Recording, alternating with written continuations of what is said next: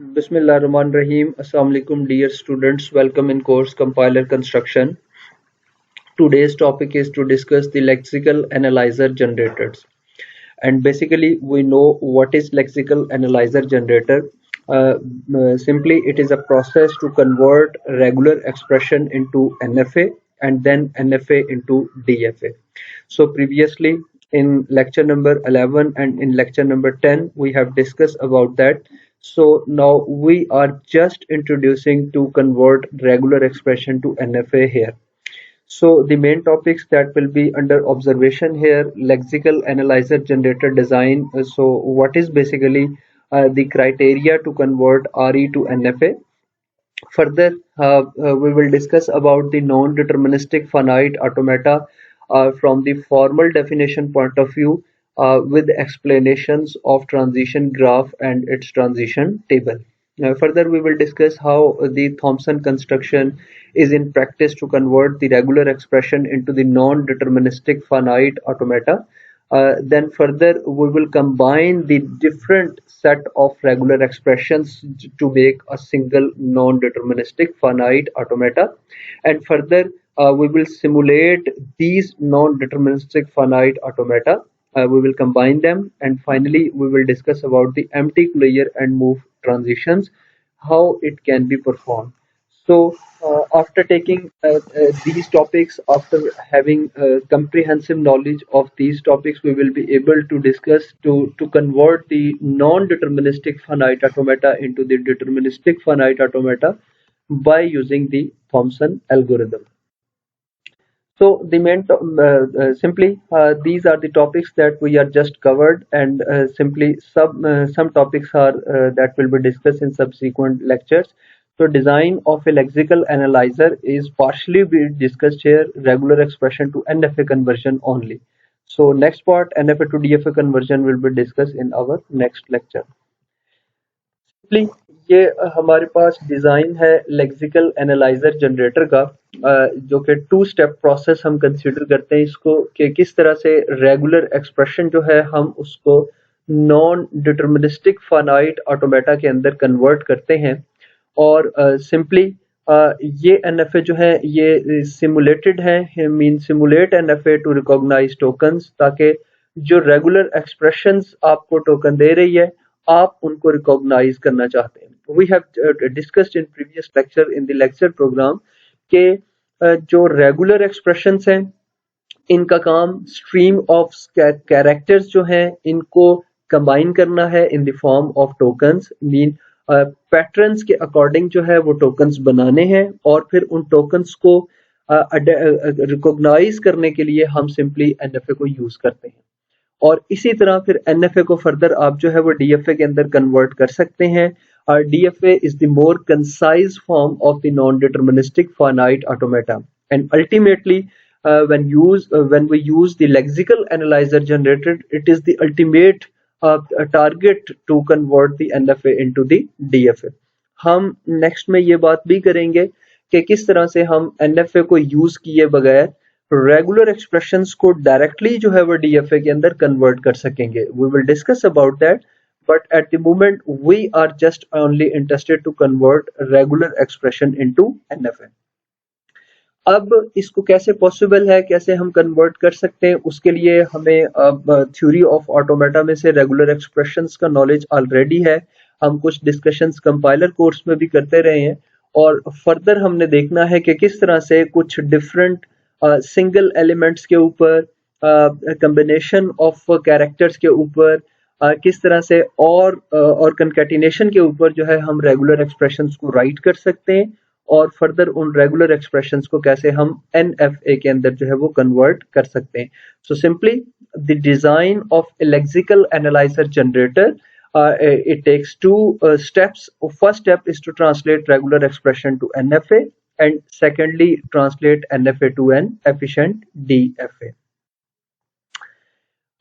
Simply lecture program में हमने इस बात को डिस्कस किया था कि उसका रोल प्ले क्या है, कि आप जो ट्रांसलेशन रूल्स राइट करते हैं अपने लेक्चर प्रोग्राम के लिए, उसमें जो तरीकाकार है वो ये है कि आप पैटर्न्स को राइट करते हैं और हर पैटर्न के अगेंस्ट उसका रेलेवेंट एक्शन को राइट करते हैं।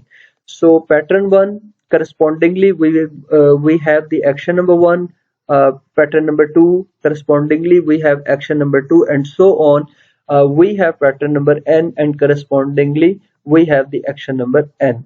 So overall this structure are simply these which are basically the general form of translation rules. Simply we know them as the legs specification with regular expressions.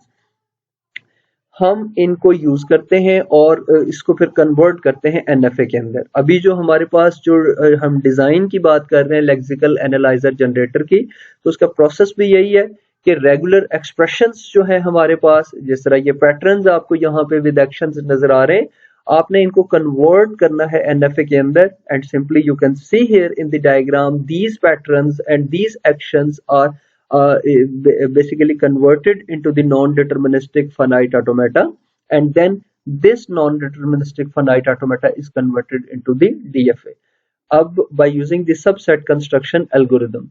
अब फिलहाल अब हम इसकी तो डिस्कशन नहीं कर रहे, ये मैं पहले बता चुका हूं कि नेक्स्ट लेक्चर के अंदर हम बात करेंगे एनएफए को डीएफए में कैसे कन्वर्ट करते हैं। So simply here we only discuss the non deterministic finite automata. So simply we have different type of patterns, against we have different type of actions, and similarly we have different type of action basis non-deterministic finite automata. So this part of NFA representing the action number 1, this part of FA representing the action number 2, and this part of NFA representing the action N. So all these chunks or all these parts of NFA are similarly combined by using simple single start state and via the using of empty string as label to connect this new initial state with the relevant actions of non-deterministic finite automata। ये जिस तरह आप देख सकते हैं हमने इसके ऊपर बात की थी, जस्ट हमने ये आइडिया लेना था कि RE जो है वो NFA के अंदर कैसे हम कन्वर्ट करते हैं। तो अब इसी के ऊपर जो है वो हमने फर्दर डिस्कशंस करनी। सो without wasting any time we will discuss what is the non-deterministic flavor of finite automata। तो सिंपली ऑटोमेटा थ्योरी कोर्स के अंदर हम देख चुके हैं कि जो एफए के मेजर 2 वर्जन्स हैं, one is deterministic and second one is non-deterministic। Deterministic mean things are known, we have some type of certainty in operation, but in non-deterministic we have uncertainty, we have not certain actions. So this is the reason we call them such type of automata as the non-deterministic finite automata. By definition, DFA also consists of 5 things, 5 elements, 5 components, and similarly non-deterministic finite automata is also consists of 5 elements or 5 components. So NFA is a 5 tuple, and in 5 tuple 5 things we have the capital S, which represents the finite set of states. You can see here in detail here, and this is the alphabet. It represents, this is a finite set of input symbol alphabet, and this is the transition, and basically this is a transition relation. In deterministic finite automata we have this one as the transition function, but in non-deterministic finite automata we represent as the transition relation. So this is the transition relation is a mapping, so it means it map 2 things. One is from set of states, a single state we take, and from input set of letters we take the some type of input letters. So whenever we combine both of these we can have the set of states in which your transition can be moved। तो इस तरह से हमारे पास जो transition है यहाँ पे वो स्लाइटली जो है वो डिफरेंट है as compare to deterministic finite automata. इसी तरह हमारे पास जो एस नॉट है वो आपको किसी इनिशियल स्टेट को रिप्रेजेंट करता है। So S not belongs to capital S, so simply this is the start state, and F is a subset of capital S, mean जितनी भी सेट ऑफ स्टेट्स होंगी उनमें से कुछ स्टेट्स जो है आपकी वो एज अ फाइनल के तौर पे कंसीडर हो सकती हैं, and by definition we may have 0 final state as the F. So this is the set of accepting और फाइनल स्टेट्स। तो इस तरह से ये 5 चीजों की कॉम्बिनेशन है। डीएफए और एनएफए में सिर्फ और सिर्फ ये थर्ड के अंदर हम डिफरेंस देखते हैं कि ये जो ट्रांजिशन फंक्शन है डीएफए के अंदर, यहाँ पे हम इसको ट्रांजिशन रिलेशन का नाम देते हैं, और इसमें जो है वो बेसिकली हम सेट ऑफ स्टेट्स जो है वो उसको यूज करते हैं। तो मोर फॉर्मली हम इनको फर्दर इलेबोरेट कर सकते हैं, लेकिन उसकी जरूरत नहीं है क्योंकि ऑलरेडी आप ऑटोमेटा कोर्स में और डिफरेंट टाइम्स के ऊपर इसको हम जो है वो डिस्कस कर चुके हैं। Okay, so this is the transition graph के किस तरह से हम अपने एनएफए को बाय यूजिंग ग्राफ हम इसको रिप्रेजेंट कर सकते हैं, by using the states how can we diagrammatically can represent our NFA. So NFA can be diagrammatically represented by a labeled directed graph. तो तीन चीजें यहाँ पे बताई गई हैं। नंबर 1 के लेबल्ड होगा, तो आप ग्राफ में देख सकते हैं हर स्टेट को जो है वो हमने एक नाम दिया है।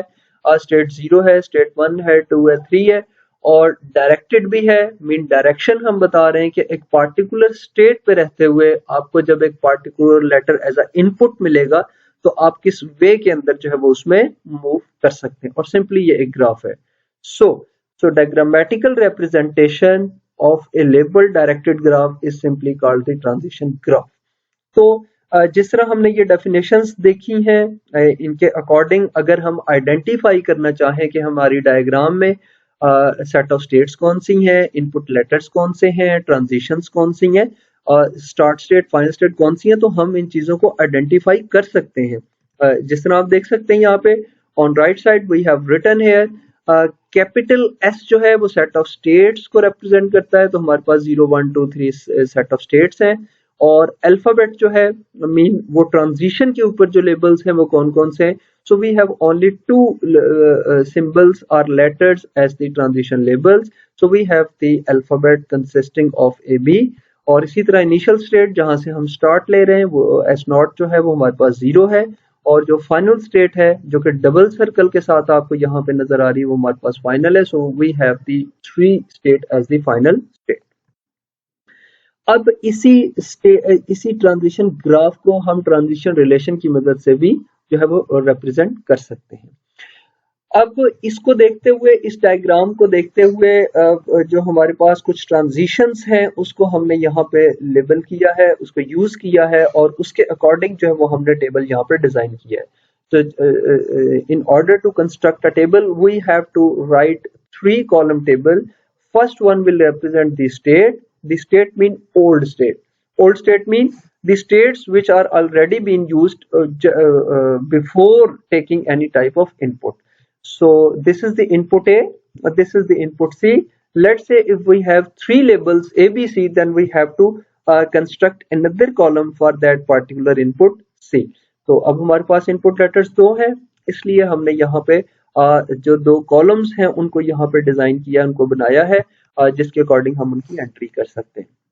Okay, so this one, this symbol representing the transitions. So we have 0 as a state and A as a label. कि ये जो कॉम्बिनेशन आपको यहाँ पे नजर आ रहा है ये 2 चीजों का है। फर्स्ट में आपको स्टेट का लेबल दिया गया, स्टेट का नाम दिया गया है, और दूसरी के अंदर जो है वो आपको इसके ऊपर ट्रांजिशन करने के लिए जो वो लेबल है वो रिक्वायर्ड है उसका यहाँ पे बताया गया। सो if we have these, if we are at the state 0, we read the letter A, then the transition will be performed and we can go into the state of 0 or 1. तो यहाँ पे आप देख सकते हैं कि 0 स्टेट हमने वो जितनी भी स्टेट्स थी अपनी ऑटोमेटा के अंदर उसको हमने राइट किया है, अदर देन 3, क्योंकि 3 के ऊपर आपको कोई ट्रांजिशन नजर नहीं आ रही आउटगोइंग की तरफ, इसलिए हमने 0 1 2 को एज अ स्टेट जो है वो यहाँ पे राइट डाउन कर दिया है। अब इसमें आप देख सकते हैं 0 स्टेट पे अगर आप लेटर ए को रीड करें, तो इस डायग्राम में अगर आप देखें 0 स्टेट पे अगर आप ये लेटर को रीड करें तो 2 पॉसिबिलिटीज आपके पास हैं, आप 0 में भी रह सकते हैं और आप स्टेट 1 में भी जा सकते हैं। So at state 0, if we read letter A, you can go into the state number 0 or 1. So we are writing them in set notation. DFA के अंदर कभी भी यहाँ पे एक सेल के अंदर आप कभी भी करली ब्रैकेट्स को एज अ सेट के तौर पे राइट नहीं करते। क्यों?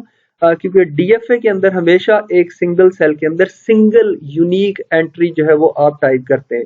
रीजन इज सिंपल कि जो डीएफए का आपके पास ग्राफ होगा उसके अंदर हमेशा जो है हर स्टेट पे हर इनपुट लेटर के अगेंस्ट एक यूनिक रिप्रेजेंटेशन होगी।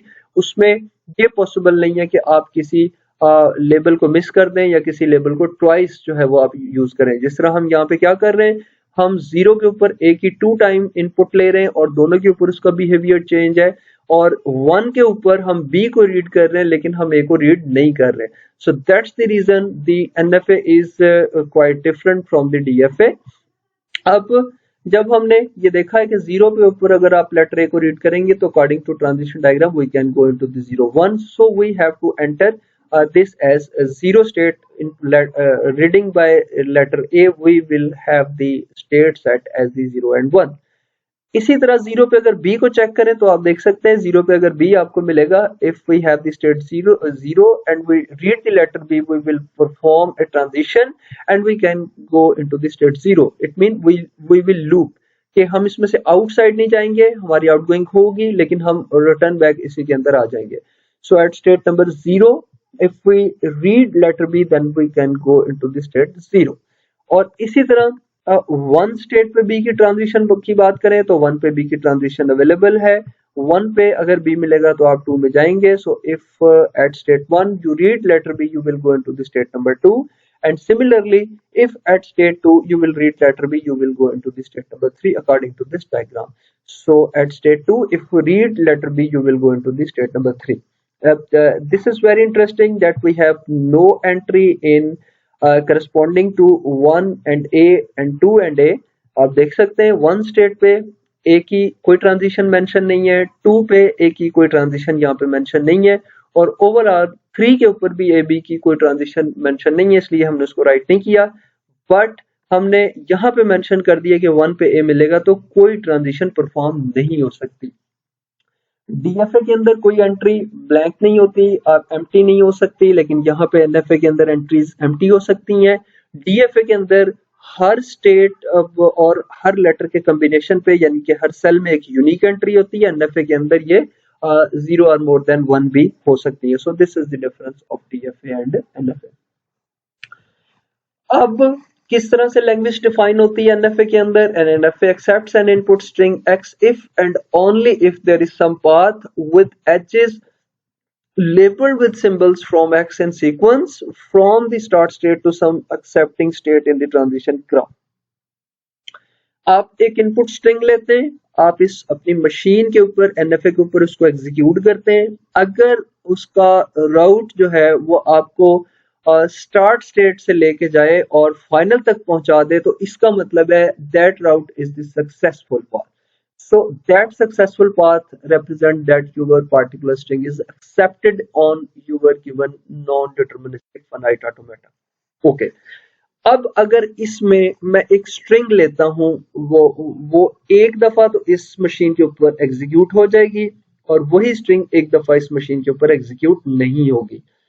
आप एक स्ट्रिंग लें और वो 10 टाइम जो है आपकी मशीन के ऊपर रिजेक्ट हो, मीन 10 डिफरेंट वेज के अंदर उसको एग्जीक्यूट करें, वो रिजेक्ट हो, लेकिन एक दफा अगर वो एक्सेप्ट हो जाएगी तो हम उस स्ट्रिंग को एक्सेप्टेड स्ट्रिंग के तौर पे कंसीडर करेंगे।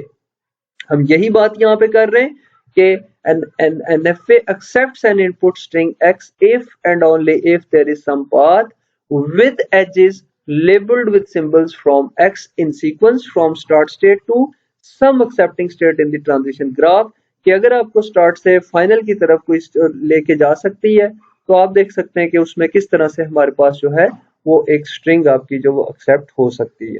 तो for example if we have the string ABB, तो यहाँ पे आप देख सकते हैं एट वन टाइम अगर 0 स्टेट पे आप लेटर A रीड करें, आप स्टेट 1 में जाएंगे, 1 पे B रीड करें, 2 पे जाएंगे, 2 पे B रीड करें, 3 पे जाएंगे। So in that way ABB string will be accepted on this particular NFA. But if you read in other way like that, if you read letter A and remain here at state 0, after that you read letter B, you remain here again and after that you read letter B, you will remain in state 0. So in that case your particular string ABB will be rejected. तो इस तरह जो है हमारे पास कोई भी string जो है वो आपके पार्टिकुलर एनएफए के ऊपर एग्जीक्यूट हो सकती है और सम टाइम वो जो है वो रिजेक्ट भी हो सकती है. Okay, so similarly a state transition from one state to another on the path is called a move. जिसको हम ट्रांजिशन कह रहे हैं वो उसको हम मूव कंसीडर कर सकते हैं कि एक स्टेट से दूसरी स्टेट पे या एक स्टेट से जब आउटगोइंग एज जाता है तो हम उसको एज अ मूव कंसीडर करते हैं. अब जो एनएफए आपको यहाँ पे नजर आ रहा है इसकी पार्टिकुलर लैंग्वेज हमने यहाँ पे राइट की है. The language defined by NFA is the set of input string it accepts. जितनी इनपुट्स को ये एक्सेप्ट कर सकता है उनको कलेक्टिवली हम इस लैंग्वेज का इस एनएफए का जो है वो लैंग्वेज कंसीडर करते हैं. सो ए और B whole star A B B ये बेसिकली हमारे पास रेगुलर एक्सप्रेशन या लैंग्वेज है इस पार्टिकुलर एनएफए के लिए जो आपको यहाँ पे नजर आ रहा है. Okay, so here we have a different type of regular expressions and accordingly we have different types of NFAs. अब हम bit information जो है वो regular expression की हमारे पास already है. हम NFA के बारे में भी कुछ पढ़ चुके हैं. अब हम चाह रहे हैं कि अब हम इस थॉमसन कंस्ट्रक्शन के सिनेरियो के अंदर जो है हम इन दोनों चीजों को कंबाइन कर सकें. तो उसके लिए जो है हम from regular expression to NFA by using Thompson construction algorithm हम ये यहाँ पे एक डायग्राम डिफरेंट आपको जो नजर आ रही है वो रिलेशन है रेगुलर एक्सप्रेशंस का एनएफए के साथ. So these are the regular expression patterns and these are the transition diagrams according to the non deterministic finite automata. Okay, तो अगर हमारे पास रेगुलर एक्सप्रेशंस में एम्प्टी स्ट्रिंग हमारे पास होगी तो उसके करस्पॉन्डिंग हम एनएफए कैसे बना सकते हैं. So simply we need two states, one will represent as the initial and second one will be represented as the final. Initial के साथ हमने स्मॉल एरो स्टार्ट के तौर पे लगाया है जो इस चीज को रिप्रेजेंट करता है, ये इनिशियल स्टेट है, और फाइनल को हमने डबल सर्कल के साथ रिप्रेजेंट किया जो इस चीज को रिप्रेजेंट करता है कि ये फाइनल है. अब हम चूंकि एनएफए के अंदर एम्प्टी ट्रांजिशन जो है हम उसको एज अ लेबल के तौर पे यूज कर सकते हैं to move from one state to another. So just we are writing here just are connecting initial state with final state by using this empty string. तो इस तरह से जब भी आपने एम्प्टी के लिए रेगुलर एक्सप्रेशन सिंपली अगर आपने बनाना होगा तो उसके लिए एनएफए बनाना होगा तो उसके लिए आपको जस्ट टू स्टेट्स रिक्वायर्ड होंगे एंड एम्प्टी लेबल के साथ आप उन दोनों को कनेक्ट कर देंगे. सो सिंपली उसके बाद अगर सिंगल लेटर का आपके पास रेगुलर एक्सप्रेशन है और आप उसको एनएफए में कन्वर्ट करना चाहते हैं then same activity will be performed as above, that we need two different states, one is initial as second one as the final. So we have to connect both of these states by using the label that is the particular regular expression. इसी तरह अगर हमारे पास R1 और R2 है, mean two different regular expressions are there and we are basically combining both of these by using this or pipe sign operator, mean oring function आप perform कर रहे हैं. तो उसमें आप क्या करेंगे, आप उसी तरह इनिशियल और फाइनल स्टेट्स डिजाइन करेंगे लेकिन एक राउट आप एक पाथ प्रोवाइड करेंगे फॉर यूजिंग R1 और एक पाथ या राउट आप यूज करेंगे just to represent the R2. So you can see here this is the initial, F is the final and we have this route and this is represented as the NFA part of R1, N mean NFA and R1 mean regular expression. So this is the NFA part about regular expression 1 and this is about non-deterministic or NFA for route 2 or regular expression number 2. So this route is combined with initial and final by using the empty string and this R2 as well is represented or connected by using the empty string with initial and the final state. तो इस तरह से आप combine अब इस n of R1 के अंदर, अब जाहिर बात है R1 के अंदर जो कुछ भी रेगुलर एक्सप्रेशन होगी उसके अकॉर्डिंग जो है वो हम यहाँ पे उसका डिजाइन बनाएंगे या नंबर ऑफ स्टेट्स मेंशन करेंगे कि जिनके थ्रू जो है वो आप इनिशियल से फाइनल तक जा सकते हैं. इसी तरह अगर आपके पास दो स्टेट्स हैं R1 R2 की आप बात कर रहे हैं, we have the concatenation operator है. अब जब भी कोई दो रेगुलर एक्सप्रेशंस के दरमियान हम कोई सिंबल रिप्रेजेंट नहीं कर रहे, it mean definitely this is the concatenation operator. तो इसमें आप देख सकते हैं हम क्या करेंगे, सिंपली अगर हम एक वक्त में एक रेगुलर एक्सप्रेशन की बात करें तो हम ये कह सकते हैं कि हमारे पास एक इनिशियल होगा, एक फाइनल होगा और उनके दरमियान एक राउट होगा, किसका, R1 का। अब इसके साथ हमने कनेक्ट करना है R2 को, तो सिंपली उसका वे ये है कि R1 की जो फाइनल होगी हम उसको R2 की इनिशियल कंसीडर करेंगे और R2 की फाइनल जो उसको सेपरेट बनाएंगे। So by this way the final of R1 is merge with first of R2 with start of R2, कि R2 की स्टार्ट स्टेट और R1 की फाइनल स्टेट जो है वो दोनों मर्ज हो जाएंगी, मीन वो सेम हो जाएंगी। So according to this one, this is initial, and somehow this is the state that initially the final state for R1, but when we have to connect this one, we have to concate this one with R2, then we have to make this label as the this state as the initial state as well as the final state for the R1 and R2 for a start state. So n of R2 जो कि अगला राउट है, उसके बाद हम जो है उसकी फाइनल स्टेट जो है उसको मेंशन कर रहे हैं। क्यों हमने ऐसे क्यों किया है, अब इसको थोड़ा सा समझे। मैंने ये बात की है कि R1 अगर सेपरेट होता तो हम जाहिर बात है इसकी इनिशियल बनाते, इसकी फाइनल बनाते।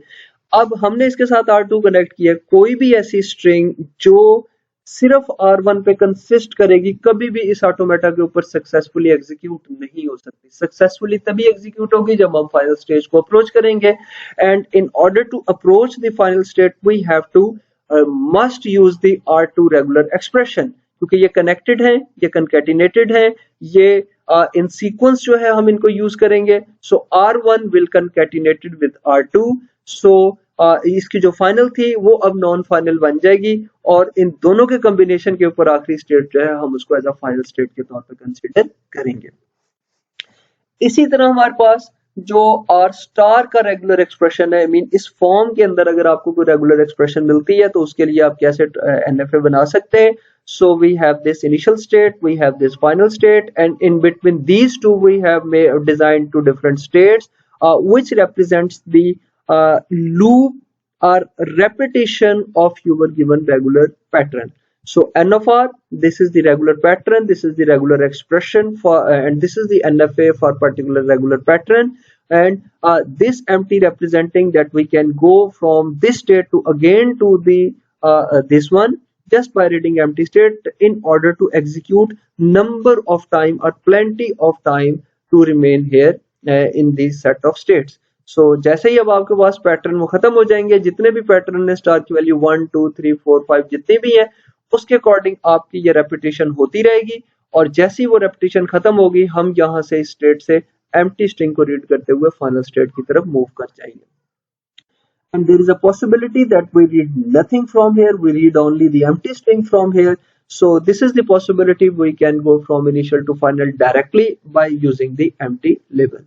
So simply अगर आप इस बात को समझ गए तो अब इनको कंबाइन करना कोई मुश्किल नहीं है कि एक इंडिविजुअल लेवल पे सिंगल लेटर्स के लिए, रेगुलर एक्सप्रेशंस के पैटर्न्स के लिए और कंकैटिनेशन स्टार इस तरह के ऑपरेशन करने के लिए रेगुलर एक्सप्रेशन के, जो कि बेसिकली बेसिक हमारे पास बेस है रेगुलर एक्सप्रेशन को बनाने के लिए, उसके अकॉर्डिंग हमने देखा है कि हम एनएफए को कैसे डिजाइन कर सकते हैं।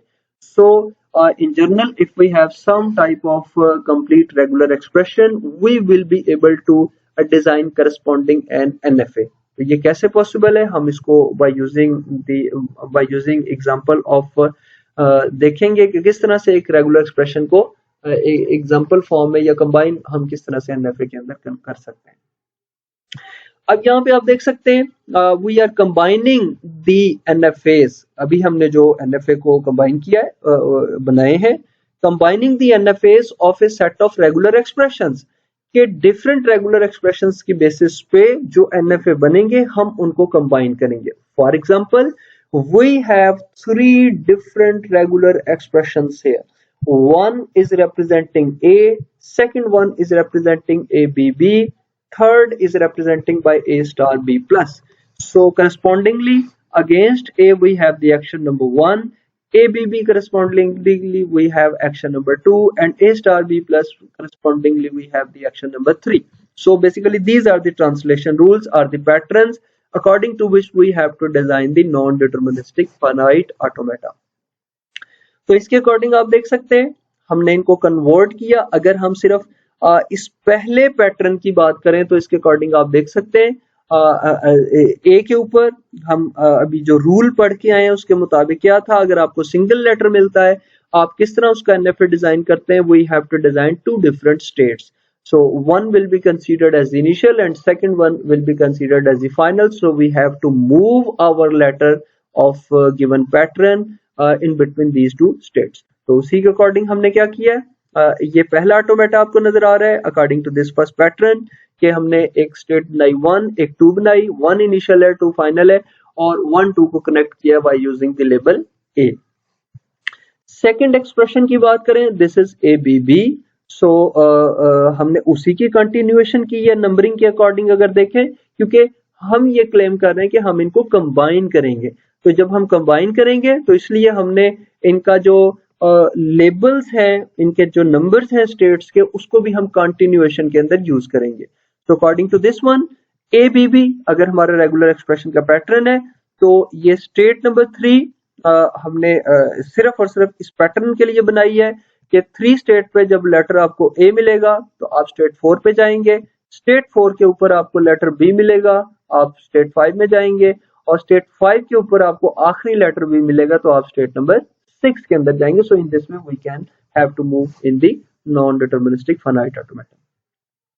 थर्ड पैटर्न की बात करें तो ये ए स्टार बी प्लस है. So this is somehow different from above 2. So A star का मतलब आप जानते हैं the occurrence of A zero और मोर टाइम. सो स्टेट नंबर कंटिन्यूएशन में हमने 7 बनाई और उसके बाद हमने बताया अगर लेटर आपको ए मिलेगा तो आप रिपीट करते जाएंगे. अब इसका मतलब है कि आपको लेटर 0 टाइम भी मिल सकता है और ये 1 और मोर देन 1 टाइम भी हो सकता है. So that's why we are basically making here the loop. So A के लूप पे आप यहीं पे रहेंगे और उसके बाद अब ये बी प्लस है. We know it very well कि प्लस का मतलब, प्लस क्लियर का मतलब होता है एग्जिस्टेंस ऑफ पार्टिकुलर कैरेक्टर 1 और मोर टाइम. तो इट मीन कि आपको एक और स्टेट चाहिए कम से कम 7 के बाद 8 स्टेट हमने डिजाइन की है ताकि आप 1 टाइम एटलीस्ट इस लेटर को रीड करके उस स्टेट पे जा सकें और उसको हमने डेजिग्नेटेड किया है एज अ फाइनल स्टेट. क्यों? ताकि अगर एक ही लेटर आपको यहाँ से बी में मिला है तो आप फाइनल में जा सके, लेकिन अगर रेपिटेशन है मोर देन 1 लेटर मिल सकते हैं जो कि पॉसिबिलिटी है तो आप यहाँ पे इसको अगेन एंड अगेन अगेन जो है वो इसको रिपीट कर सकते हैं. So in that way we have designed this part of non deterministic automata corresponding to given regular expression of A star B plus. Next step is to combine all of these. तो यहाँ पे आप देख सकते हैं कि हमने क्या किया है, इन तीनों को यहाँ पे कंबाइन किया और कंबाइन करने का वे कुछ देर पहले मैं आपको यहाँ पे बता चुका था. अगर आपने यहाँ पे नोट किया हो कि किस तरह से हम अपने एनएफएस जो है वो उसको कंबाइन कर सकते हैं. So these are the patterns with corresponding actions and we have to make or in order to combine the different type of NFAs that will correspondingly be designed according to P1, P2 and so on to Pn. तो हमने ये जो NFAs design किए उनको कैसे combine किया है, एक कॉमन इनिशियल स्टेट इंट्रोड्यूस करवाई है और उसको एम्प्टी स्ट्रिंग लेबल के साथ इन तमाम राउट्स या तमाम डायग्राम्स ऑफ NFA जो है उनके साथ इनको कनेक्ट किया. तो इसी चीज को अब आप देख सकते हैं कि हमने यहाँ पे कैसे इसको किया है combine. So we have designed here the 0 state as the initial state and we have to connect this 0 state to first route or first NFA. ये इसको हमने connect किया by using the empty string और इसी तरह हमने इस 0 state को combine किया है second path के साथ by using empty string और इसी तरह 0 state को combine किया हमने तीसरे NFA के साथ by using the empty string label. तो इस तरह से हमारे पास जो है तीनों डायग्राम रेगुलर एक्सप्रेशन हमारे पास थी, हमने इंडिविजुअल एनएफए बनाए और फिर हमने उनको कंबाइन कर दिए. अब हम देखना चाहेंगे कि किस तरह हमारे पास जो है वो इसको फर्दर जो है एक पार्टिकुलर स्ट्रिंग जो है वो हम इसके ऊपर एग्जीक्यूट कर सकते हैं. तो ये अब हम इसकी सिमुलेशन देखना चाह रहे हैं कि ये कंबाइंड एनएफए जो है हम इसके ऊपर किस तरह से सिमुलेट कर सकते हैं, मीन एक अपनी इनपुट स्ट्रिंग जो है वो उसको किस फॉर्म के अंदर जो है वो हम एग्जीक्यूट कर सकते हैं। ओके, अब आप जरा गौर करें, ये वही हमारे पास डायग्राम है जिसको अभी आप देख रहे थे। जिस तरह आप देख सकते हैं फाइनली हमने इसको टारगेट किया, हमने इसको डिजाइन किया है। So this is basically according to action 1 कि ये पाथ हमने जो डिजाइन किया, ये एनएफए डायग्राम बनाई है, ये करस्पॉन्डिंग टू एनएफए 1 है, ये करस्पॉन्डिंग टू एनएफए 2 है, और ये पाथ आपके पास करस्पॉन्डिंग टू एनएफए 3 है। तो इसको देखते हुए आपके सामने है कि किस तरह से ये एक्शन नंबर 1 है, ये करस्पॉन्डिंगली एक्शन नंबर 2 है, and this one has the action number 3 as well.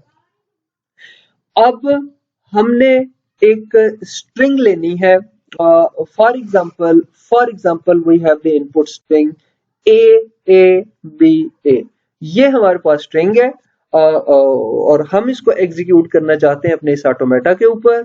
और एग्जीक्यूट करने के बाद हम ये देखेंगे कि कौन सा ऐसा पाथ है, तीनों में से 3 पाथ है टोटल हमारे पास फ्रॉम 0 स्टेट जो स्टार्ट हो रहे हैं, कौन सा ऐसा पाथ है जो हमारी इनपुट स्ट्रिंग को लॉन्गेस्ट वे के अंदर जो है वो यूज कर सकता है, या लॉन्गेस्ट वे के अंदर जो है हम उसके अंदर जा सकते हैं, या सक्सेसफुली जो है हम उसको एग्जीक्यूट कर सकते हैं। तो इसके अकॉर्डिंग हमने स्टार्ट पॉइंट क्या लिया है कि हमने ये देखा है कि जो प्रीवियसली अगर बात करें तो ये जो राउट है एक्शन नंबर 1 के अगेंस्ट, इसकी इनिशियल 1 थी, सेकंड एक्शन के अगेंस्ट जो इनिशियल थी वो 3 थी, और थर्ड एक्शन के अगेंस्ट जो इनिशियल थी वो 7 थी। और अब इन तीनों की कंबाइंड स्टेट जो हमारे पास वो 0 है। So we are just writing this 0 1 3 and 7। तो ये आप देख सकते हैं हमने यहाँ पे इनको 0 1 3 7 के साथ जो है वो यहाँ पे राइट किया है, और हमने एक एक लेटर करके इनके ऊपर अब अपनी इनपुट स्ट्रिंग जो है वो उसको एग्जीक्यूट करना है। And just for instance we have the input string as A ये हमारे पास स्ट्रिंग है। जब हम 1 बाय 1 इसको चेक करेंगे तो आप देख सकते हैं कि जब हम इस लेटर 0 के ऊपर A को चेक किया तो आप देखें क्या 0 के ऊपर A की कोई आपके पास ट्रांजिशन अवेलेबल है। We have no transition corresponding to letter 0 because we have the empty string here। तो सिर्फ empty की ट्रांजिशन तो है लेकिन किसी A लेटर की ट्रांजिशन अवेलेबल नहीं है। तो इसके अकॉर्डिंग 0 के अगेंस्ट जब आपने A को देखा आपको कुछ भी नहीं मिलेगा, आप कुछ भी यहाँ पे राइट नहीं करेंगे। 1 को जब आपने चेक किया, 1 पे A को चेक करें, तो जब हमने 1 पे A को चेक किया, okay it gives us the label of A and it can lead you to the state number 2। तो ये हमें स्टेट नंबर 2 में लेके जा सकता है। सो 1 के अगेंस्ट हमने यहाँ पे जो है वो फिर आप देख सकते हैं कि हमने यहाँ पे 2 को राइट कर दिया है, और इसी तरह हमारे पास जो है उसके बाद हम 3 को चेक करेंगे। 3 पे आप देख सकते हैं कि अगर हमें लेटर A मिलेगा तो हम कहाँ जा सकते हैं, again we can go into the state number 4। So this is the new state. तो हमने 3 के करस्पॉन्डिंग फिर इस 4 को राइट किया है, और फिर हमने चेक किया 7 को। तो आप 7 पे देख सकते हैं कि 7 के करस्पॉन्डिंग कोई आपको नई स्टेट तो नहीं मिल रही, लेकिन वही स्टेट जो है वो रिपीट हो रही है। So corresponding to 7 we have to write here 7 as well.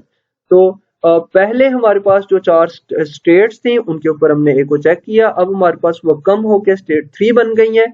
अब उनके ऊपर हमने अपनी इनपुट स्ट्रिंग का दूसरा लेवल चेक करना है जो कि A है। जब हम इनको चेक करेंगे तो सबसे पहले 2 पे A को चेक करें। तो जब 2 पे A को चेक किया, 2 की कोई आउटगोइंग एज नहीं है, इसका मतलब कोई आपको यहाँ से स्टेट न्यू नहीं मिल रही। और 4 पे A को चेक करें, 4 पे B की ट्रांजिशन अवेलेबल है, लेकिन 4 पे A की ट्रांजिशन यहाँ पे आप देख सकते हैं अवेलेबल नहीं है। So we will have nothing new here.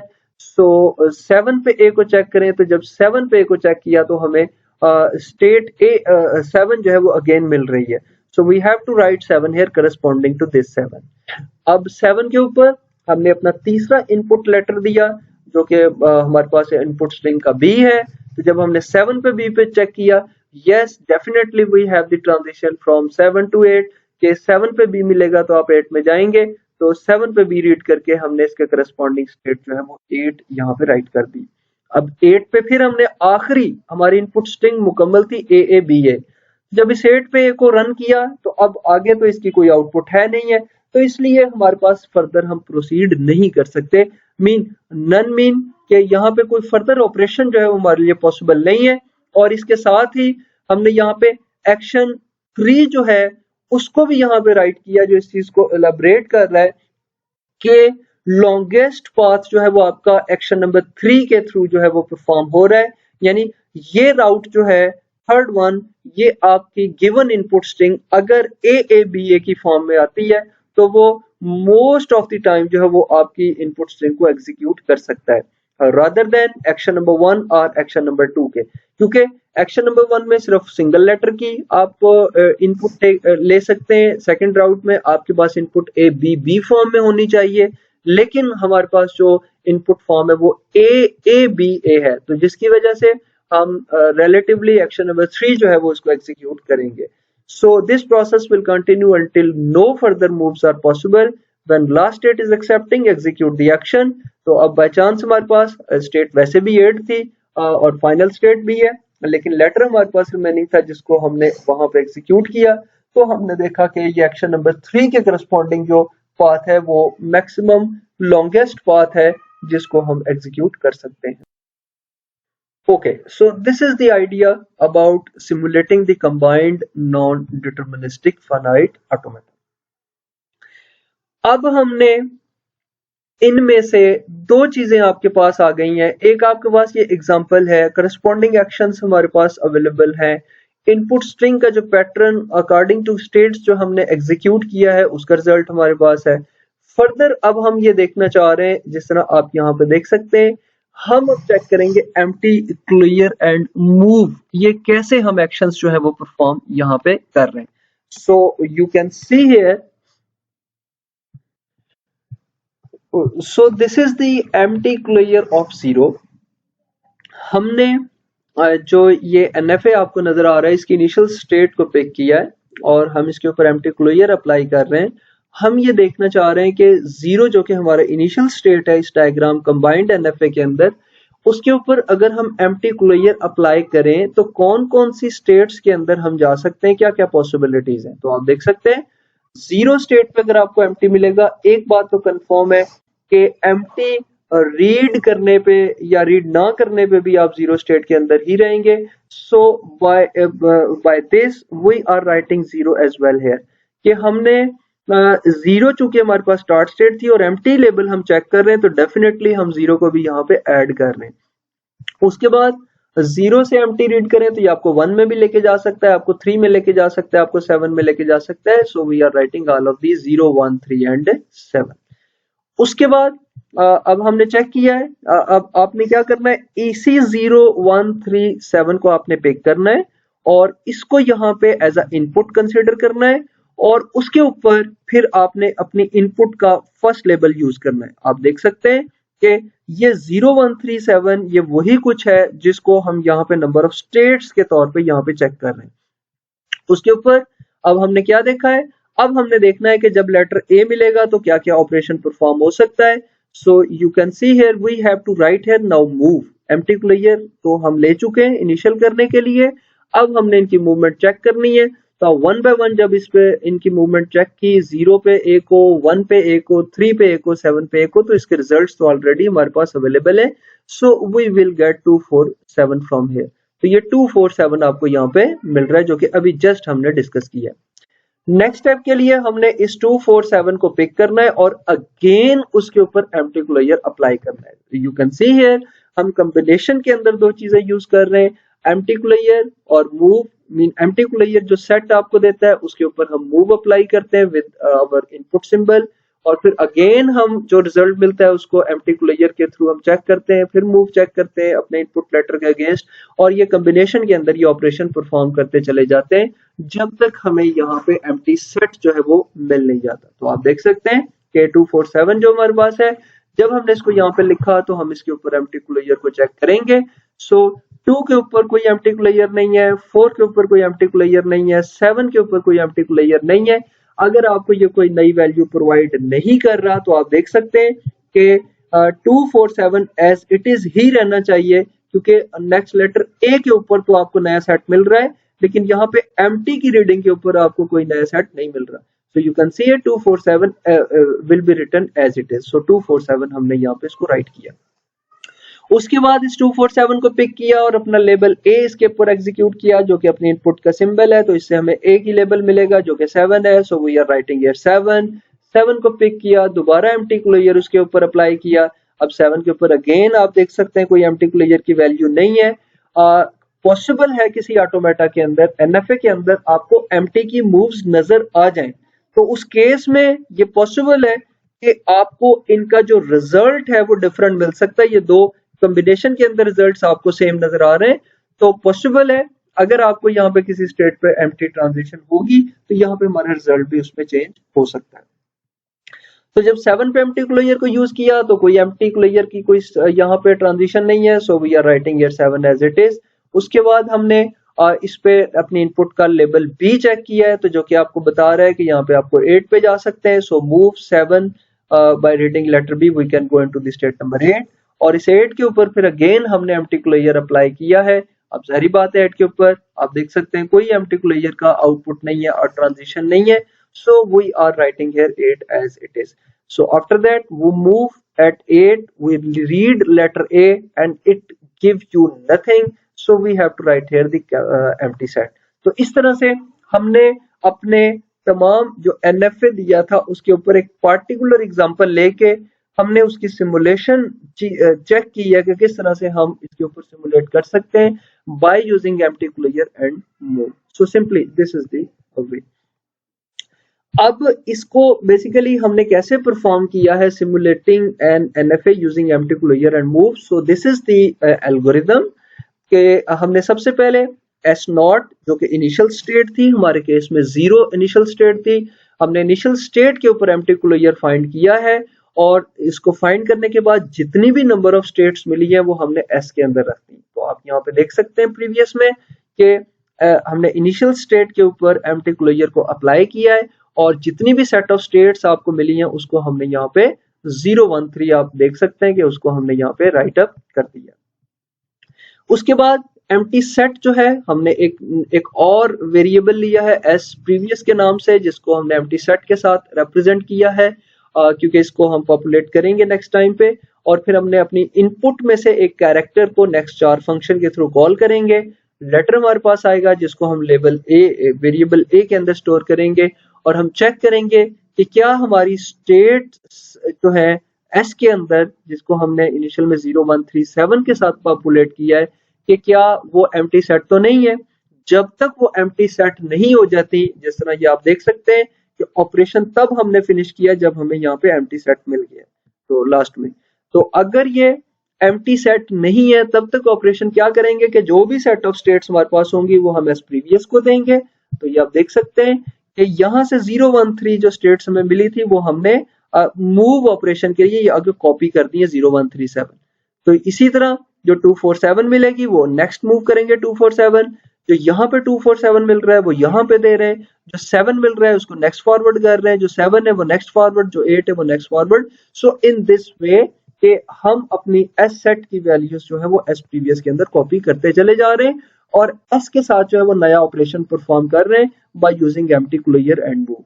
So move S comma A से जो रिजल्ट मिलेगा हम उसके ऊपर एम्प्टी क्लोजर अप्लाई करके उसका रिजल्ट जो है वो वेरिएबल एस के अंदर स्टोर करते जा रहे हैं। और जिस तरह ये प्रोसेस कंप्लीट होता है 2 लाइंस का, हम उसमें से नेक्स्ट कैरेक्टर इनपुट स्ट्रिंग का गेट करते हैं और उसको लेटर ए के अंदर स्टोर कर लेते हैं और ये प्रोसेस जो है हमारे पास ये कंप्लीट हो जाता है।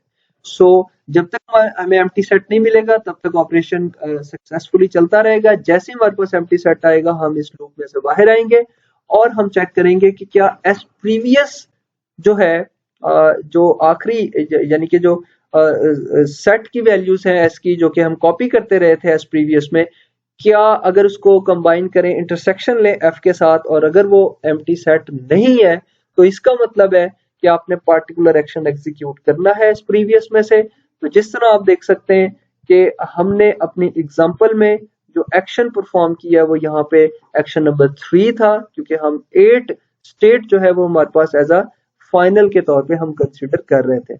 सो as previous intersection with F अगर ये एम्प्टी सेट के इक्वल नहीं है तो इसका मतलब एक्शन आप परफॉर्म करेंगे एज प्रीवियस में और रिटर्न यस कर देंगे कि आवर लॉन्गेस्ट पाथ मैच हो चुका है और आपका कौन सा पाथ है जिसके थ्रू आपने लॉन्गेस्ट मैच फाइंड किया है, और अगर ऐसे नहीं मिलता, आपका एम्प्टी सेट के इक्वल नहीं आता, तो इसका मतलब है कि आप रिटर्न में नो करेंगे। So simply this is the procedure, this is the simulation of combined NFA, how to execute your given input string on that particular NFA and to simulate that particular NFA by using the simple sum type of regular expression and input string. अब इसी से related, अब चूंकि आप इसको understand कर चुके हैं, यहाँ पे अब आप एक और एग्जांपल है, ये सिमिलर टाइप की एग्जांपल है लेकिन ये इसमें थोड़ा सा डिफरेंस आपको नजर आएगा।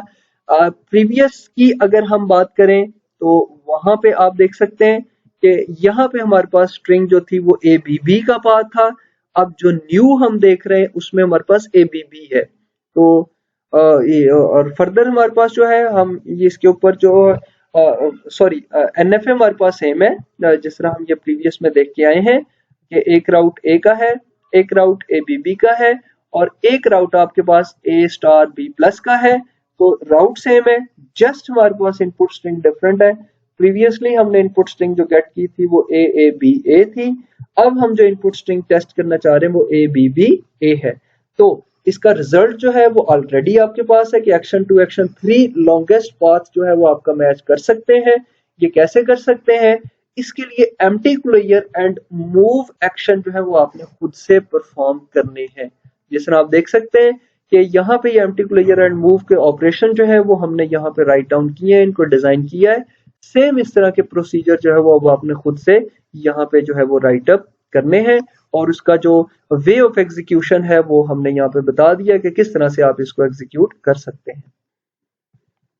अब हम एक पार्टिकुलर एग्जांपल लेके उसके ऊपर NFA जो है वो उसको कंस्ट्रक्ट करेंगे। जैसे कि आप यहाँ पे देख सकते हैं हमारे पास जो रेगुलर एक्सप्रेशन है वो एम्प्टी और AB होल स्टार, ये हमारे पास जो है एक कंप्लीट रेगुलर एक्सप्रेशन है। इसके ऊपर अब हम जो है वो इसका NFA उसको डिजाइन करेंगे।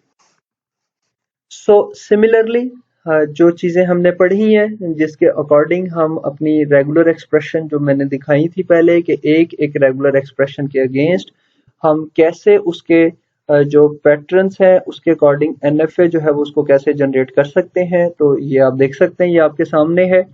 इन रूल्स को देखते हुए कि जो RE को NFA में कंस्ट्रक्ट करने के लिए हम यूज करते हैं, उन्हीं को अडॉप्ट करते हुए हम यहाँ पे जो है वो इनको डिजाइन करेंगे कि पार्टिकुलर रेगुलर एक्सप्रेशन के अगेंस्ट हम इसका NFA जो है उसको डिजाइन करेंगे। सो फर्स्ट ऑफ ऑल हमने यहाँ से एम्प्टी स्ट्रिंग को पिक किया, तो एम्प्टी स्ट्रिंग के अगेंस्ट हमने दो स्टेट्स बनाई है, one is represented as initial, second one as final, and we are reading here the empty label in between these two. उसके बाद सिंपल ए की बात की है, तो ए के अगेंस्ट आप देख सकते हैं 0 1 के साथ हमने दो स्टेट्स बनाई है, लेबल किया है, एक को इनिशियल एक को फाइनल, और ए लेबल के साथ इनको कनेक्ट किया है। After that we use the letter B, B के ऊपर हमने कोई और नाम रखा है इनका, स्टेट ए और स्टेट बी का नाम दिया इनिशियल और फाइनल के तौर पे, और लेटर बी की ट्रांजिशन जो वो यहाँ पे रिप्रेजेंट की है। After that we have to combine this A B, कि हमने इस ए और बी को कंबाइन किया because these two letters are concatenated to each other. तो आप देख सकते हैं ए बी को जब हमने कंबाइन किया, ये यहाँ पे मैं बताता चलूं कि आप देख सकते हैं कि 0 से 1 लेटर आपने रीड किया है तो आप ए में गए हैं, और 1 के बाद आप एम्प्टी स्ट्रिंग को यूज करते हुए ए के ऊपर गए, और ए के ऊपर आपको बी मिला है तो आप कैपिटल बी स्टेट में चले गए। यहाँ पे आप एम्प्टी स्ट्रिंग का जो ट्रांजिशन है फ्रॉम 1 टू ए, इसको आप इग्नोर कर सकते हैं और आप 1 और ए दोनों को कंबाइन करके कंबाइन स्टेट जो है वो यहाँ पे बना सकते हैं।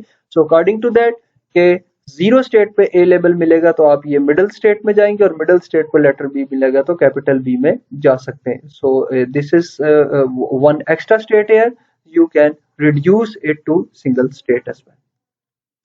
अब आपने फर्दर इसके अकॉर्डिंग क्या कर सकते हैं, अब जब इनको ये तीनों अलग अलग ए बी का आपको रेगुलर एक्सप्रेशन मिल गया है, सॉरी NFA मिल गया है, एम्प्टी के अगेंस्ट NFA है, अब आपने इन दोनों को कंबाइन करना है बाय यूजिंग दी और ऑपरेटर। ये कैसे परफॉर्म होगा और ओवरऑल स्टार अप्लाई करके ये कैसे परफॉर्म होगा, you can do that easily. तो आप सक्सेसफुली जो है अब इसको बना सकते हैं। हम एक एग्जांपल यहाँ पे देखना चाहेंगे कि कंप्लीटली हम अपनी किसी पार्टिकुलर रेगुलर एक्सप्रेशन की एग्जांपल को हम कैसे कंप्लीटली जो है उसको एनएफए के अंदर कन्वर्ट कर सकते हैं, ये काम आप पे छोड़ते हैं। नेक्स्ट जो एग्जांपल है उसको हम खुद से यहाँ पे ट्राई करते हैं। जिस तरह आपको यहाँ पे नजर आ रहा है कि हमारे पास रेगुलर एक्सप्रेशन है A B star C, this is a set और सेट ऑफ रेगुलर एक्सप्रेशन, और इट इज और विद ए इंटू बी और सी स्टार। तो ये एक कॉम्बिनेशन है। So both of these regular expressions are combined to each other, so overall we have the single regular expression as A B star C और A into B और C star. अब हमने सबसे पहला काम इसके ऊपर जो किया है आप नीचे देख सकते हैं, हमने इसका जो ट्री है, पार्स ट्री है, हमने उसको कंस्ट्रक्ट किया है। अब पार्स ट्री कैसे कंस्ट्रक्ट किया है, वेरी सिंपल है, वो भी आप देख सकते हैं यहाँ पे कि हमने यहाँ पे जो बी स्टार है, जो कि मिडिल लेटर आपको यहाँ पे नजर आ रहा है, उसको सी के साथ कनकेट कर सकते हैं, जो कि करते हैं कि करेंगे हम, और इसी तरह बी स्टार को ए के साथ कनकेट करेंगे। दो ऑपरेशन या दो डिफरेंट वेज जो है हम अडॉप्ट कर सकते हैं, या तो ए को कनकेट कर लें बी स्टार के साथ और फिर जो रिजल्ट मिलेगा ए बी स्टार कनकेटिनेशन का उसको कनकेट कर लें सी के साथ, या बी स्टार को कनकेट कर लें सी के साथ और फिर इनका जो रिजल्ट मिलेगा कनकेटिनेशन का बी स्टार सी का उसको फर्दर कनकेट कर लेंगे हम ए के साथ। और सिमिलरली इसी तरह हम बी सी स्टार को बी के साथ और करेंगे और ओवरऑल जो रिजल्ट आएगा उसको ए के साथ जो है वो हम फिर कनकेट कर लेंगे। इसी को देखते हुए हमने यहाँ पे क्या किया है, हमने इसका पार्स ट्री कंस्ट्रक्ट किया है। So we are starting from here, हम बी स्टार सी की बात कर रहे हैं, तो यहाँ पे आप देख सकते हैं हमने सबसे पहले लेटर बी को इंट्रोड्यूस करवाया है और हमने कहा कि ये एक सिंगल लेटर है, इसको in the form of regular expression आप रिप्रेजेंट कर सकते हैं, and we are using symbol और रेगुलर एक्सप्रेशन फॉर्म और जीरो के साथ जो है हम इसको यहाँ पे राइट कर रहे हैं। अब हमें इस बी के ऊपर स्टार भी रिक्वायर्ड है, तो हमने स्टार एक साइड यहाँ पे राइट किया है और R1 की रेगुलर एक्सप्रेशन के अंदर अब कंप्लीट इंफॉर्मेशन है। इधर से हमें बी मिलेगा R0 से और स्टार हमें इसके ऊपर अप्लाई करेंगे। सो ओवरऑल R1 जो है अब रिप्रेजेंट कर रहा है मुकम्मल तौर पे किसको, बी स्टार को। अब हम इस बी स्टार को कनकेट करना चाह रहे हैं सी के साथ, तो आप देख सकते हैं कि हमने सबसे पहले सी को यहाँ पे लिया है, उसको रिप्रेजेंट कर दिया है रेगुलर एक्सप्रेशन की नोटेशन R2 के साथ। अब R2 के पास रिजल्ट है सी का और R1 के पास जो रिजल्ट है वो है बी स्टार का। अब हमने इन दोनों को कनकेट करना है, तो R1 और R2 दोनों को जब हमने कंबाइन किया, कनकेट किया, तो इसका रिजल्ट हमारे पास चला गया R4 के अंदर। सो बी स्टार सी इस मुकम्मल का रिजल्ट R4 के पास है। अब इस R4 को हमने A के साथ कनकेट करना है, हमने यहाँ पे A को राइट किया, इसको नाम दिया है R3 का, और फिर R3 के पास A है और R4 के पास जो है वो ऑलरेडी ये इंफॉर्मेशन है B स्टार C की, तो हम इन दोनों को कंबाइन करेंगे। So we are combining R3 and R4 और सिंपली ये हमने यहाँ से R5 जो है उसको डिजाइन कर दिया। सो कलेक्टिवली R5 जो है हमारे पास ये कंप्लीट इंफॉर्मेशन रखता है this side of regular expression जो है इसकी। इसी तरह अगर हम इसकी राइट विंग की बात करें, अच्छा इसमें जो लेबल्स हमने यहाँ पे लिखे हैं इनका ऑर्डर जो है वो डिफरेंट भी हो सकता है, आप डिफरेंट वे के अंदर इसको राइट कर सकते हैं। फॉर एग्जांपल जिस तरह मैंने यहाँ पे कहा है कि बी रिप्रेजेंट कर रहा है R0 को, स्टार के साथ जब हमने इसको अप्लाई किया बी के ऊपर तो ये R1 बन गया है और सी हमारे पास R2 है, लेकिन R1 R2 को कंबाइन करके हम R4 का नाम दें। So you can write here R3 as well, आप इसको R3 का नाम भी दे सकते हैं और फिर बाद में ये A जो है इसको R4 के साथ रिप्रेजेंट करके इसको यहाँ पे कंबाइन कर सकते हैं। So it's your choice. इसी तरह हमने यहाँ पे A इंटू बी और C स्टार की एग्जांपल लें, तो सबसे पहले हमने C को पिक किया है यहाँ से, क्योंकि यहाँ भी हमने स्टेरिक की बात की थी। सो C को हमने नाम दिया है R6 का, क्योंकि यहाँ तक R5 नंबर हम रीड कर चुके हैं। So C will be labelled as R6 और उसके ऊपर जब हमने स्टार अप्लाई किया है तो अब कंप्लीट इंफॉर्मेशन हमारे पास R8 के पास है। अब इसको हमने और करना है किसके साथ, B के साथ, तो हमने B को लेबल किया R7 के साथ। अब R7 के पास B है, R8 के पास C स्टार है, दोनों को और करेंगे, तो और करने के लिए हमने इनको कंबाइन जब किया तो R9 के पास कंप्लीट इंफॉर्मेशन है, और R9 जो है वो ओवरऑल हमारे पास उसके ऊपर पैरेंथेसिस आपको नजर आ रहा है, तो हमने वो पैरेंथेसिस अप्लाई जब किया तो हमने इसकी नोटेशन जो है वो R9 से R10 में कन्वर्ट की है। सो R10 अब कंप्लीट इंफॉर्मेशन रखता है B और C स्टार की, और अब हमें इनको कनकेट करना है A के साथ। सो A को हमने इंट्रोड्यूस करवाया है, यहाँ पे आप देख सकते हैं कि R1 हमने इसको लेबल कर दिया है। अब R1 के पास A है जो कि कनकेट होगा इस राइट साइड से, जो कि R10 है। So R11 and R10 is concatenated via using the R12. So the complete result of this section of regular expression is represented by R12, and complete result of this regular expression pattern is represented as the R5. तो R5 में complete information है, इस और symbol की left side पे जितनी भी expression है और इसकी राइट पे जितनी एक्सप्रेशन है वो R12 है। तो जब हमने इन दोनों को कंबाइन किया तो और ऑपरेशन के थ्रू जब हम कंबाइन करेंगे तो ओवरऑल इसका रिजल्ट जो है वो R13 के पास जो है वो स्टोर हो जाएगा।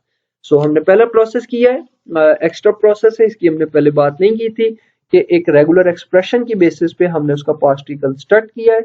Next task is what is the non deterministic finite automata, कि अब इसका एनएफए कैसे बनेगा। सो सिंपली रूल हमें पता है कि एक एक अलग अलग सिंबल के लिए हम इसके पहले एनएफए बनाएंगे, कंपोनेंट्स मीन अलग अलग हम इसको पार्ट्स के अंदर डिजाइन करेंगे और फिर उनको बाद में हम कंबाइन कर लेंगे। तो यहाँ पे आप देख सकते हैं कि अब कुछ नोटेशंस आपने सामने रखनी है, वो आपको पता होनी चाहिए। जिस तरह अब हमारे पास आप देख सकते हैं कि आर नॉट के पास किसकी इंफॉर्मेशन है, एक सिंगल लेटर की यानी कि बी की। तो जब हमने इसके अकॉर्डिंग इसको डिजाइन किया तो आप देख सकते हैं कि एक सिंगल लेटर के लिए आपको जब भी एनएफए बनाएंगे दो स्टेट्स रिक्वायर्ड होंगी। हमने उसको यहाँ पे राइट कर दिया है इनिशियल और फाइनल के तौर पे, और उनको कनेक्ट किया है by using the label B. Okay, उसके बाद अगर हम R1 की बात करें तो R1 जो है वो किसका रिजल्ट है, वो B स्टार का रिजल्ट है, उसको भी हम देख लेते हैं। तो R1 ये आपको सामने नजर आ रहा है और B स्टार है। अब कुछ रिकॉल करें उन चीजों को जो हमने लेक्चर के शुरू में डिस्कस की थी कि लूप केस के लिए हम कैसे एनएफए जो है वो उसको डिजाइन कर सकते हैं। तो ये आप देख सकते हैं, ये मैं आपको दिखा देता हूं। ये डिस्कस हमने किया था कि अगर रेगुलर एक्सप्रेशन पैटर्न में स्टैटिक आता है तो आप उसको इस वे में बना सकते हैं कि इनिशियल और फाइनल स्टेट होगी और इन बिटवीन हम लूप लगाएंगे जो बार बार आइटरेशन के लिए यूज होगा, ताकि हम एक लेटर को मल्टीपल टाइम यूज कर सकते हैं। और फर्दर स्टैटिक की पॉसिबिलिटी आपको जीरो इंस्टांस भी दे सकता है पैटर्न का, तो ये आप डायरेक्टली एम्प्टी रीड करते हुए इनिशियल से फाइनल में जा सकते हैं। तो इसी कंसेप्ट को बेसिकली हमने यहाँ पे डिजाइनिंग के अंदर यूज किया है, जो कि आप देख सकते हैं यहाँ पे कि this is the initial, this is the final. If you read empty string, you will go from initial to final. But if you read any other letter of B, you will make such type of NFA pattern here. तो इस तरह से आपने इसको जो है मुकम्मल design कर लिया। उसके बाद R2 की अगर हम बात करें तो R2 के पास आपके पास सिर्फ C है सिंगल लेटर, तो उसको बनाने का तरीका भी अब सेम उसी तरह होगा। R2 के लिए आपने दो स्टेट्स बनाई, इनिशियल फाइनल, और C के साथ इनको कनेक्ट कर दिया। और फिर उसके बाद हम अपनी डायग्राम में R3 के पास आए तो उसमें लेबल A आपके पास अवेलेबल है। तो यहाँ पे आप देख सकते हैं R3 में दो स्टेट्स बनाई, इनिशियल और फाइनल, और उसमें लेबल A के साथ इनको कनेक्ट किया है। उसके बाद हम आते हैं R4 की तरफ, तो यहाँ पे R4 है, इसके पास रिजल्ट है R2 का और इसके पास रिजल्ट है R1 का। इन दोनों को अब हम जो है वो यहाँ पे क्या कर रहे हैं, कनकेट कर रहे हैं। तो कनकेट करने के लिए हमने क्या किया है, R4 के अंदर हमने R1 R2 को कनकेट कर रहे हैं। तो R1 ये रिजल्ट है हमारे पास, जो कि फर्स्ट ये देख सकते हैं R1 को पहले यूज करेंगे और उसके साथ कनेक्ट करेंगे R2 को। तो ये बात हमने पहले भी की थी कि जब कनेक्ट करेंगे दो R1 R2 नोटेशंस को या पैटर्न्स को, तो जो फर्स्ट R1 की फाइनल होगी, जिस तरह आप यहाँ पे देख सकते हैं कि ये 1 2 3 4 स्टेट फाइनल है, तो 1 2 3 4 स्टेट जो फाइनल होनी चाहिए थी हमने उसको नॉन फाइनल किया है और उसको इनिशियल स्टेट बना दिया। किसके लिए, R2 के लिए। तो ये R2 के लिए अब समझ लें इनिशियल बन गई है और इनकी जो फाइनल होगी वो डेफिनेटली जो R2 की फाइनल है वही फाइनल आगे कंसिडर होगी, because any string that will be completely draw from R1 concatenated with R2 will be acceptable on this type of automata।